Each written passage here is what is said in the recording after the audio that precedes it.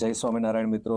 આપણે સૌ જાણીએ છીએ એમ આજે ગુજરાત રાજ્ય દ્વારા લેવાયેલી HSC બોર્ડનું પરિણામ જાહેર થયું. ગુજરાત રાજ્યનું તો ખૂબ સારું પરિણામ આવ્યું છે, જેની અંદર આપણે એમ કહી શકીએ કે સાયન્સ અને કોમર્સની અંદર અસંખ્ય વિદ્યાર્થીઓએ પોતાની જે મહેનત કરી છે, જે સ્વપ્નાઓ સેવા છે, એનું પરિણામ આજે પબ્લિશ થયું. એવું જ શ્રી સ્વામિનારાયણ ગુરુકુલ વિદ્યાલય રાજકોટ સંસ્થાનની સુરત શાખા સુરત ગુરુકુલમાં પણ આજે આનંદની લહેર છે કે અંગ્રેજી માધ્યમનું 100% પરિણામ સાથે ગુજરાતી માધ્યમનું 99% પરિણામ, અને એમાં પણ ઘણા વિદ્યાર્થીઓ A1 ગ્રેડ પ્રાપ્ત કર્યા છે. આવા જ પોતાની મહેનત, પોતાની ધગશ, લગન, કર્મઠતાથી પરિણામ બનાવી શકાય એનું એક સરસ મજાનું ઉદાહરણ પૂરું પાડ્યું છે એક એવો વિદ્યાર્થી, એટલે રોહિત કાંતિભાઈ પુરોહિત. મિત્રો, આજે આપણે એ વિદ્યાર્થીને મળવું છે. અહીંયા એની સફળતાઓના સિક્રેટ્સ આપણે ચાહીશું કે આપણી સાથે શેર કરે, જેથી કરીને આપણને પણ આપણા શૈક્ષણિક જીવનમાં મદદરૂપ થાય. તો આવો મળીએ રોહિત પુરોહિત. જય સ્વામિનારાયણ. રોહિત, જય સ્વામિનારાયણ. ફર્સ્ટ ઓફ ઓલ આપણા દર્શક મિત્રોને એ જણાવો કે તમે આજે કેવું ફીલ કરી રહ્યા છો? તમારું આ પરિણામ આવ્યું છે, તમને શું લાગી રહ્યું છે? મને ખૂબ આનંદ આવે છે. આ પરિણામથી મારા પરિવારજનો ખુશ છે, મારા શિક્ષકો ખુશ છે. આજે સવારે સંતોએ મને ખૂબ હેત પાઠવ્યું. આ સર્વસ્વ મારા ગુરુકુલ પરિવારના લીધે જ થયું છે. વાવ, ખૂબ સરસ મજાની એક આ વાત તો થઈ તમે કરી કે તમે ખુશ છો, અને ઓબ્વિયસલી આખો પરિવાર તો ખુશ હોય જ, અને એમાંય કે તમારી મહેનત ને શિક્ષકોની મહેનત અને આના પરિણામો આવ્યા. મિત્રો, એક વસ્તુ અહીંયા આપણે જાણવી છે કે રોહિત 8th સ્ટેન્ડર્ડમાં જ્યારે એનું એન્યુઅલ રિઝલ્ટ આવ્યું ત્યારે એના એકાદા વિષયમાં માર્ક્સ ખૂબ ઓછા હતા, અને એ શાયદ ગ્રેસિંગથી પાસ થયા. સાચું છે? હા, સાચું છે. તો કેમ એવું હતું, ને આ આખું ટ્રાન્સફોર્મેશન કેવી રીતે થયું? 8મા સુધી મને કેમ એમ ભણવામાં ઇન્ટરેસ્ટ નહોતો. એવું લાગતું જ નહીં કે ભણવું. પછી રિઝલ્ટ આવ્યું એનાથી મન તો કાંઈ નહોતું, પણ મા પપ્પા બહુ ઉદાસ હતા. પછી મા પપ્પાએ મને ગુરુકુલમાં એડમિશન કરાવ્યું. મેં મા પપ્પાને પૂછ્યું, શા માટે તમે મારું એડમિશન ગુરુકુલમાં કરાવો છો? એ કે ત્યાં ભણતર સાથે એકદમ આદર્શ વિદ્યાર્થી, આદર્શ વ્યક્તિ કેમ બનવું એ શીખવાડશે. હું ગુરુકુલમાં આવ્યો, મેં પહેલા કંઈ મસ્તીમાં વહી જતું, ભણવા એટલું મન નહોતું. પછી જેમ જેમ સંતોએ મને માર્ગદર્શન પાઠવ્યું, શિક્ષકોએ મને ભણાવ્યું, એમ ધીરે ધીરે કરતા પછી ભણવાની ધગજ જાગી. મને લાગ્યું કે મા પપ્પા મારા માટે આટલું કરે છે, તો હું કેમ એમને ભણીને ન દેખાડી શકું. પછી મેં વિચાર્યું કે હવે મા પપ્પાને સાચું આ પરિણામ દેખાડવું છે. તો સીધું જ તે A1 પહોંચી ગયા કે? ના, પહેલા તો કઠિનાઈ, કેમ કે પહેલાથી ભણવામાં ઇન્ટરેસ્ટ નહોતું, એટલે પહેલા બહુ કઠિનાઈ હતી. ભણવું યાદ ન રહેતું. મારો એક જ લક્ષ્ય હતો કે મા પપ્પાને આ વખતે ખુશ કરી જ દેવા છે. રાતો રાત સુધી જાગ્યો. એમ કઈ પછી 10thમાં મારો 82 ગ્રેડ આવ્યો. કરેક્ટ. કેટલા પર્સન્ટેજ હતા? 86% હતા. એનાથી મા પપ્પા ખુશ હતા. મારે મા પપ્પાને A1 લાવીને દેખાડવો હતો, એ ધગજ મારામાં હતી.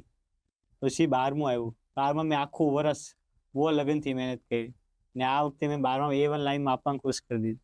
વાવ, ખુશ તો હોય જ ને, માતા પિતા આવા સારા પરિણામથી તો રાજી થવાના જ. રોહિત, A2 તો 10thમાં મળ્યો, પછી 12thમાં A1 ગ્રેડ. તો ત્યારે તમારા જે ઉત્સાહ હતો કે તમારું જે પ્રતિસાદ હતો એના કરતા અત્યારે કઈ એમ અલગ ફીલ થઈ રહ્યું છે? હા. અચ્છા, સારું, બહુ સારું. વાહ. પણ એક વાત અહીંયા અમને ખટકે છે કે આજે તો એવો જમાનો થઈ ગયો છે, લગભગ બધા એવું માને છે કે ટ્યુશન વગર તો ચાલે જ નહીં. પણ આ તમે ટ્યુશન વગર A1 ગ્રેડ, કેટલા પર્સન્ટેજ આવ્યા છે તમારે અત્યારે? 91% વગર ટ્યુશન. તો તમારો અભ્યાસનો પૂરો આધાર માત્ર ગુરુકુલ પર જ હતો? હા, પૂરેપૂરો ગુરુકુલ માટે. તો એના માટે તમે સ્પેશિયલી એવું તો શું કર્યું જે અમારે ખાસ આ વિદ્યાર્થી મિત્રોને જણાવો કે આ તમે સ્કૂલમાં ઘરે એવું તે શું કર્યું જેથી કરીને પરિણામ આટલું સારું બની શક્યું? આ ગુરુકુળનું વાતાવરણ એટલું મસ્ત હતું. અહીંયા જે શિક્ષકો ભણાવતા, એમની જે રીત હતી, એનું જે વાતાવરણ હતું, એ મન બહુ પ્રભાવિત કરી ગઈ. અહીંયા જે શિક્ષકો ભણાવતા એ હું ઘરે જઈને પાછું કરતો. બાપાએ પહેલા કીધું ટ્યુશન લઈ લે, તો મન મારા શિક્ષકો ઉપર ને મારા ઉપર ભરોસો હતો કે જે શિક્ષકો ભણાવે છે એનું એ હું કરી લઉં તો એનું ઈ થાય. બરાબર છે, ને મારો એ બનાવી જાય. રાઈટ. એટલે પેરેન્ટ્સે કીધેલું કે તમે ટ્યુશન લ્યો. મારા પેરેન્ટ્સે કીધું ટ્યુશન કરી લે, પણ મારા ઉપર ભરોસો હતો કે વગર ટ્યુશન હું કઈ કરીને દેખાડી શકું. તમારા અહીંયા હું જોઈ શકું છું રિઝલ્ટની અંદર કે ઓર્ગેનાઇઝેશન ઓફ કોમર્સ એટલે કે OC માં 100 માંથી 100 માર્ક મળ્યા છે. આ પણ માત્ર શિક્ષકો ગુરુકુળના અને તમારી મહેનતથી? ઓસીમાં મને પહેલાથી જ ઇન્ટરેસ્ટ હતો. ઓકે. સર ભણાવતા, એ સમજાવતા, ને ઓસી એનું હું ઘરે જઈને કરતો, એના કોન્સેપ્ટ ક્લિયર કરતો, પ્રીવિયસ યરના પેપર સોલ્વિંગ કરતો, એના માટે. વાવ.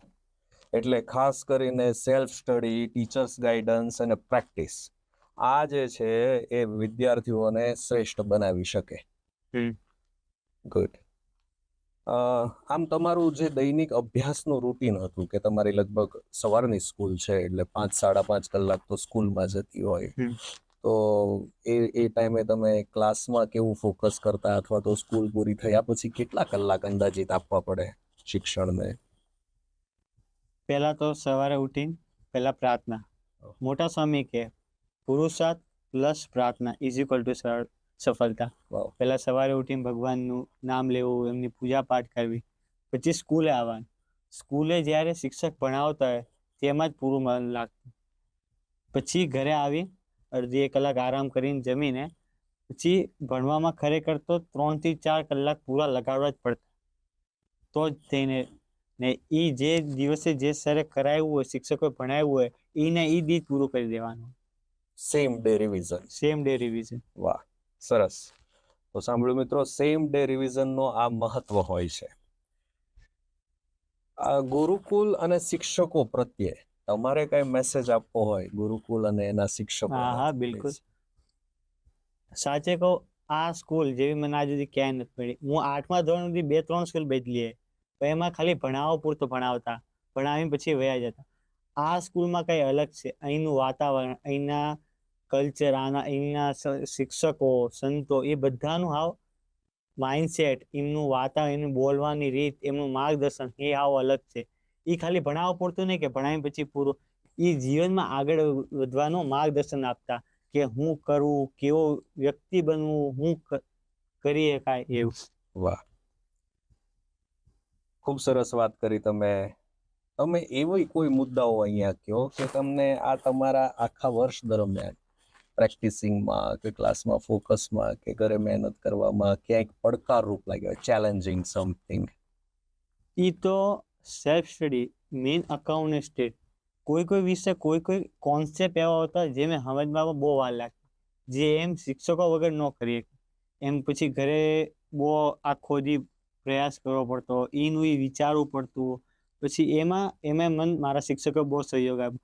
જે વસ્તુ મને સમજ ન પડતી હું બીજા દી આવીને સ્કૂલે પૂછતો, એ શિક્ષકો મને પૂરું સમજાવી લેતા, હું ધ્યાન રાખતો, એની પ્રેક્ટિસ વધારે કરતો. મને ખબર હતી આ વિષયમાં મને આ વસ્તુ નથી આવડતી, તો હું આમાં વધારે ફોકસ કરતો. તો તમે રિલેક્સ કેવી રીતે થતા તમારા રૂટીનમાંથી? ક્યાંક એમ થાય કે હવે હું થાકી ગયો, ચાલો રિફ્રેશ થવું છે? તો મારું પહેલાથી રૂટીન સેટ જ હતું. એમ નહીં કે ખાલી ભણ્યા રાખો, ખાલી એમ જ કર્યા. 1 કલાકમાં 15 મિનિટ આરામ કરવાનું, થોડું ફ્રેશ થવાનું, પરિવાર સાથે બેવાનું, દોસ્તાર સાથે રમવાની, વાત કરવાની. પણ મોબાઈલ બીજું કાંઈ નહીં. મોબાઈલ નહોતા યુઝ કરતા? મોબાઈલ આખું વર્ષ. મેં સાંભળ્યું છે તમારા ફાધર એવું કહેતા હતા કે તને પર્સનલી મોબાઈલ લઈ દેવો. 12th સ્ટાર્ટિંગમાં મા બાપાએ મને કીધું, દીકરા હવે આપણે નવો ફોન લઈ લઈએ. મા બાપાએ કીધું ના, મારો A1 જ્યાર સુધી નહીં આવે ત્યાર સુધી હું નવો ફોન નહીં જ લઉં. હવે તમારું ફોનનું ચેલેન્જ પૂરું થયું. હવે મા બાપાએ. Very good. એવું ક્યારેય થયેલું કે ક્લાસરૂમની અંદર કે આપણું ધ્યાન ભટકે, ટીચર ભણાવતા હોય ને ધ્યાન ન રહેવું? એ સ્વાભાવિક છે. મિત્રો સાથે થોડી હસી મજાકમાં ક્યાંક ચૂકી જતું, પછી પાછળથી થોડી મહેનત કરીને કવર કરી લેતો.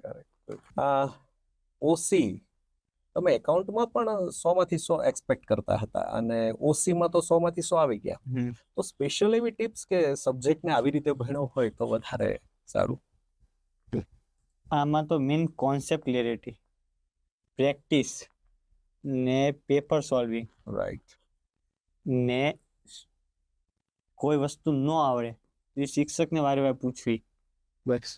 તો તમે સ્કૂલમાં જે એક્ઝામ થતી એ એક્ઝામને કેટલું ઇમ્પોર્ટન્સ આપવું જોઈએ? પૂરેપૂરું. બોર્ડ જેટલું? બોર્ડ છે વધારે. વાહ. ઠીક છે. તો રોહિત, તમે ખાસ અમારે આ વિદ્યાર્થીઓ તમારું પોડકાસ્ટ જોઈ રહ્યા છે ત્યારે, તો તમે આ વિદ્યાર્થીઓના માટે સ્પેશિયલ એવો કોઈ મેસેજ આપવા માંગતા હોય કે અમારા વિદ્યાર્થીઓને પણ એક એવું મોટિવેશન મળે કે યસ વી કેન ડુ. તમારે 8th પર્સન્ટેજ હતા, ઓછા હતા, અંદાજિત કેટલા હશે? 50 around. Around 50 and now you scored 91%. વાવ. તો ખાસ અમારે આ વિદ્યાર્થીઓને શું સંદેશો આપશો? નિયમિત અભ્યાસ રાખો, પોતા ઉપર ભરોસો રાખો, શિક્ષકો ભણાવે એના ઉપર ભરોસો રાખો, મોબાઈલથી દૂર રહો ને હરી ઉપર ભરોસો રાખો. વાવ, ખૂબ સરસ. આ સ્વ અનુશાસનના પાઠ છે કે મોબાઈલ લેવાની તો ઈચ્છા બધાને થઈ જાય, પણ મારે મોબાઈલ નથી લેવો અને મારે મારું સ્ટડી પહેલા, આ ઈચ્છા હોવી એક ખૂબ અગત્યની વાત છે. રોહિત, આ તો સીડીનું એક પગથિયું છે, આ તો ફાઇનલ ડેસ્ટિનેશન નથી. તો હવે તમારા ગોલ શું છે? 10th 12th ક્લિયર કર્યું છે, હવે આગળ તમારા ગોલ શું છે? 12માં તો મેં સારા ટકા લઈ લીધા. હવે મારે આ જ કોમર્સ ફિલ્ડમાં આગળ વધવું છે. એક એવી સિદ્ધિ પ્રાપ્ત કરવી છે જેનાથી મારા માતા પિતા, શિક્ષકો, ગુરુકુલવાળા એ બધા મારા પર ગર્વ થાય અને સંતોના આશીર્વાદ પણ મળે. હા. Thank you Rohit. તમારી આ જે કાંઈ પણ સિદ્ધિ છે એ ખરેખર બધા માટે ખૂબ પ્રેરણાદાયી છે. અને મિત્રો, આવી જ સફળતા તમે પણ કરો, પ્રાપ્ત કરો. તમે પણ આવી જ મહેનત કરતા રહો અને તમારાથી તમારા માતા પિતા, તમારા ગુરુજનો એન્ડ એસ્પેશિયલી ગુરુકુલ પરિવાર ખૂબ પ્રાઉડ ફીલ કરે એ માટે આવી જ રીતે ફરી વખત આપણે ક્યારેક આવા જ કોઈ વ્યક્તિનું પોડકાસ્ટ લઈ અને તમારી સામે ઉપસ્થિત થશો. જય સ્વામિનારાયણ. नमस्कार। अगर ये वीडियो आपको पसंद आया हो तो लाइक एंड शेयर करना न भूलें और बेल आइकॉन पर क्लिक करें। सब्सक्राइब जरूर करें सूरत गुरुकुल चैनल को। धन्यवाद। जय स्वामीनारायण।